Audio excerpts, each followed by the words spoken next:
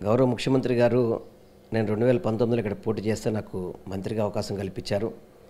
ఆ తర్వాత ఎన్టీఆర్ జిల్లా బాధ్యతలు కానివ్వండి, ఇవన్నీ కూడా ఏదైతే ఆయన సక్రమంగా ఆయనకు అప్పచెప్పిన బాధ్యతను వాటి సక్రమంగా నిర్వహించాను.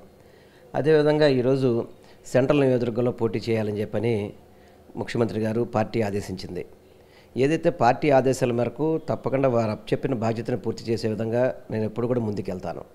ఎందుకంటే పార్టీకి ఏది మంచిదైతే, పార్టీకి ఏది మేలు జరుగుద్దని చెప్పని భావిస్తారో దానికి ఒక చక్కగా మంచి సైనికుల్లాగా జగన్మోహన్ రెడ్డి గారు ఏది చెప్తే అది చేసే విధంగా ముందుకెళ్తానికి నేను ముందుకెళ్తాను. ఏదైతే నా సెంట్రల్ నియోజకవర్గ బాధ్యతలు చెప్పారో ఆ బాధ్యతల్ని తప్పకుండా పాటించడమే కాకుండా అక్కడ మళ్ళీ గతంలో మా సోదరుడు మల్లాది విష్ణు గారు ఏ విధంగా అయితే 2019లో అక్కడ వైఎస్ఆర్సీపీని గెలిపించి పార్టీని ఎలా ముందు తీసుకొచ్చారో చక్కగా అదేవిధంగా అదే బాటలో ఉండి దాన్ని తప్పకుండా మళ్ళీ 2024లో కూడా అక్కడ వైఎస్ఆర్ జెండా ఎగరేసే విధంగానే ముందుకెళ్తాను. మీ అందరూ కూడా తెలియపరచుకుంటాను.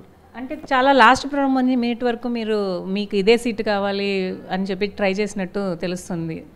15 సంవత్సరాల నుంచి నేను ఈ కాన్స్టిట్యున్సీ 2009 నుంచి ఇక్కడ 2009లో ఎమ్మెల్యేగా చేశాను. 2014లో తక్కువ మెజార్టీతో ఓడిపోవడం జరిగింది. మళ్ళీ 2019లో ప్రజలు గెలిపించారు. ఇక్కడ అనేక అభివృద్ధి కార్యక్రమాలు, సంక్షేమ పథకాలు ఉన్నాయి. అదే మేము పుట్టి పెరిగిన నియోజకవర్గం. ఇక్కడ ప్రతి ఒక్కళ్ళతో పరిచయాలు ఉన్నాయి, ప్రతి ఒక్కళ్ళతో అనుబంధం ఉంది. ఆ అనుబంధాన్ని ఒక్క రోజుగా ఇక్కడ తీసుకొని పక్కకి వెళ్తానికి కొంత బాధ ఉండడం మాత్రం వాస్తవమే. దాంట్లో ముఖ్యంగా అదేవిధంగా అక్కడ మా సోదరుడు మల్లాది విష్ణు కూడా అక్కడ ఎమ్మెల్యేగా కంటెస్ట్ చేసి ఉన్నాడు.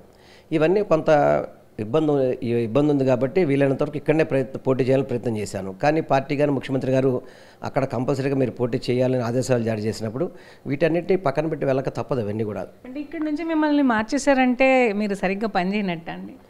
ఒకటమ్మా, నన్ను ఆ విధంగా చెప్పలేదు. ఇక్కడ నియోజకవర్గంలో చాలా చక్కగా ఉంది.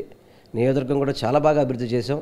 100% ఇది 2014లోనే గెలిచింది. అప్పుడు ఉన్న తెలుగుదేశం ప్రపంచంలో కూడా ఈ నియోజకవర్గం వైఎస్ఆర్సీపీనే.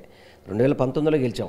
రేపు 2024లో కూడా ఈ కాన్స్టిట్యున్సీ గెలవబోతుంది. దాంట్లో ఎటువంటి ఇబ్బంది లేదు.